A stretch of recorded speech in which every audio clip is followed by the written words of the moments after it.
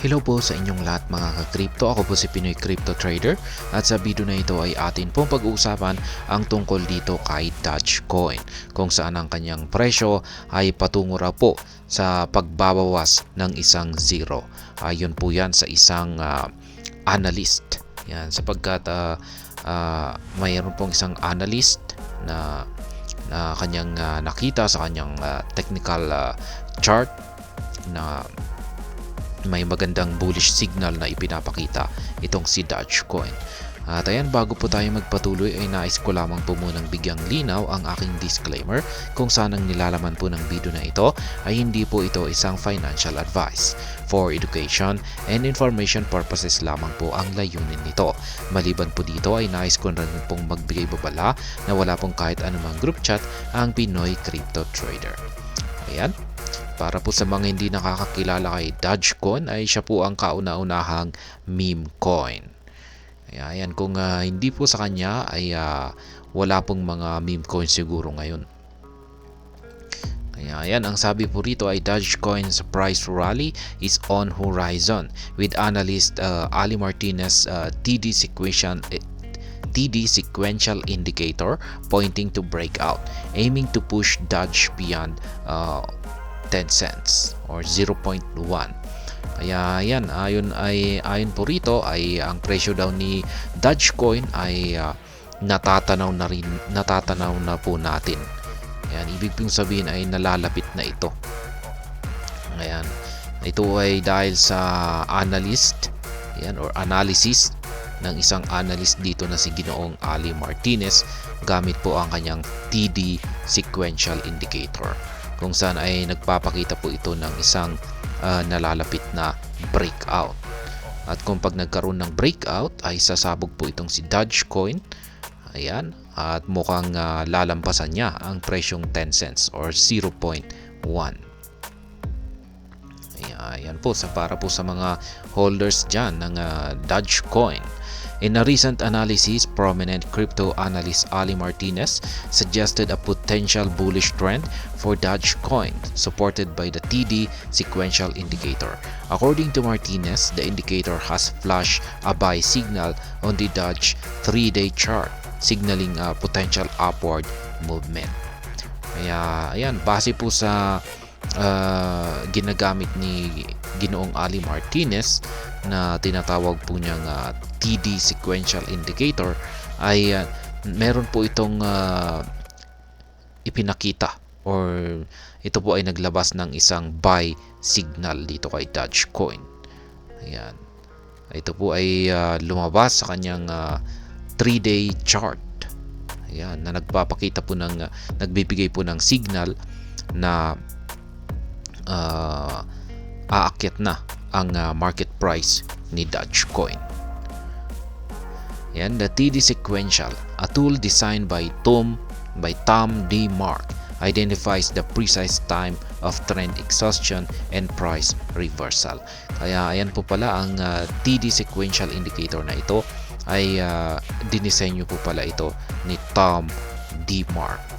Yan, ang basihan ng indicator na ito ay ayan, binabase po niya ito sa trend exhaustion at saka price reversal. Yan po yung parang pinakabasihan ng indicator na ito. In this case, a significant signal occurs when the indicator plots the number 9 on top of a candle, indicating 9 consecutive candles closing higher than those 4 periods earlier. Kaya yan yung indicator raw na ito ay kung pag may lumabas na isang malakas na signal ay may lalabas daw po na number 9 yan sa ibabaw ng candlestick. Yan. At ito yung nag-i-indicate na may 9 consecutive candles na nagsara. Yan, na mas mataas sa 4 periods nito. Yan, sa nakalipas na mga 4 periods nito. Martinez analysis illustrated in a Doge price chart highlights this crucial point, suggesting the positive momentum for the meme-inspired currency. Yan, mas maipapaliwanag natin ito mamaya sa kanyang sa ipapakitang chart ni Ginoong Ali Martinez. Kaya ayan, ito po yung kanyang actual na post rito. Ayan, sabi niya rito ay the TD sequential recently presented a buy signal on the Dogecoin 3-day chart. As long as the 0.074 support cluster continues to hold, Doge has a great chance of rebounding to a 10 cents or higher. Kaya ayan. Ayan po ay ayon po kay Ginoong Ali Martinez ay yan na nga, nagpakita ng buy signal ang kanyang TD sequential indicator sa 3-day chart ni Dogecoin.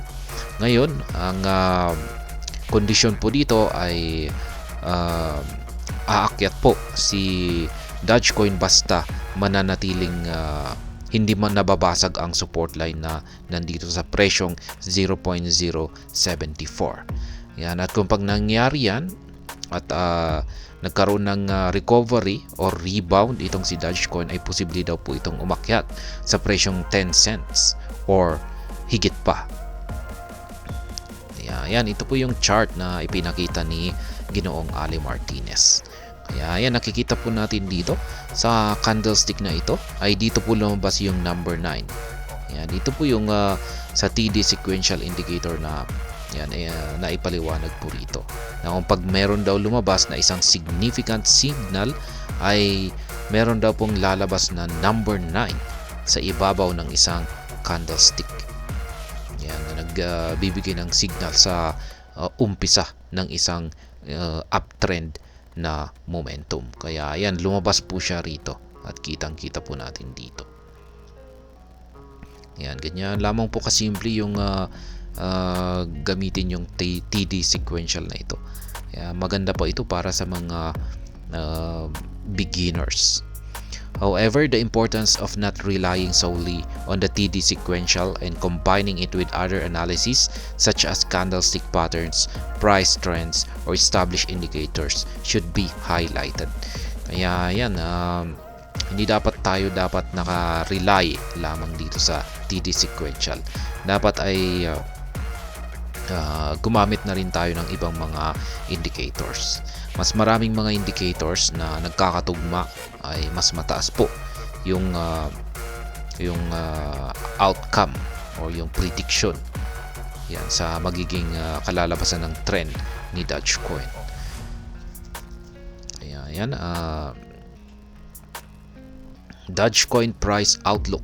The last time Doge traded above 0.1 or 10 cents was at the end of the first 10 days of December.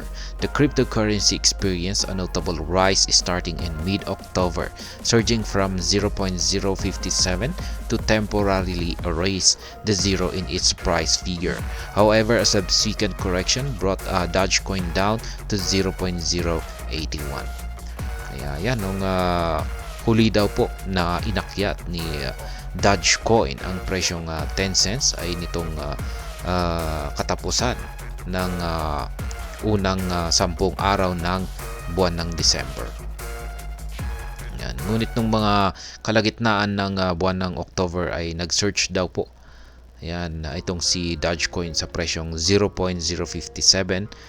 Yan, pero pansamantala lamang po ito. Yan, at nagkaroon pa siya ng correction dito sa presyong 0.081. Lingering question now is whether Martinez's prediction based on the TD sequential indicator will materialize. Kaya yan po yung malaking katanungan dito. Yan, kung yung prediction kaya ni Ginoong Ali Martinez dito gamit ang kanyang TD sequential indicator ay magmamaterialize or ibig pong sabihin ay magkakatotoo naman kaya ito. The market awaits to see if Doge can maintain its support at the 0.074 cluster as Martinez suggests and potentially rebound to 0.1 or higher. Kaya yan na nga yung mismong sinabi ni Ginoong Ali Martinez sa kanyang tweet na yung kondisyon yan para umakyat itong si Dogecoin ay kailangan po na manatili yung support line dito sa presyong 0.074 at hindi ito mababasag. Ayan, kasi yung pag nabasag ito ay wala na. Yung kanyang prediction dito ay parang hindi na ito magkakatotoo. Ayan, kaya yan po yung kanyang kondisyon. Pero kung mananatili yung support line na ito na hindi ito mababasag ni Dogecoin, ayan, at magkakaroon siya ng rebound, ayan, dyan daw po magkakatotoo yung prediction ni Ginoong Ali Martinez, kung saan ay aakyatin niya ang presyong 10 cents or higit pa. Yan ang prediction ni Ginoong Ali Martinez po ulit. Yan, lumabas yung kanyang signal dito sa kanyang 3-day chart. Ayan, kay Dogecoin. Ayan, nakikita po natin dito. Ayan po yung signal na inilabas na ipinakita ng TD Sequential Indicator na nagsasabing uptrend na nag-uumpisa na umangat itong si Dogecoin. At ayan, hanggang dito na lamang po tayo sa video na ito. Sana po ay inyong nagustuhan ang aking paliwanag dito. Kung inyo po itong nagustuhan ay pakiclick lamang po ang like button nito. Para naman po sa mga bago lamang dito, kayo po ay aking inaanyayahan para mag-subscribe. Pakiclick na rin po ang bell icon nito dahil ito po ang siya magsisilbing notification nito sa mga bago kong videos na akin pong ina-upload sa aking YouTube channel na ito. Marami pong salamat sa panonood, ingat po tayo lagi at God bless po sa ating lahat.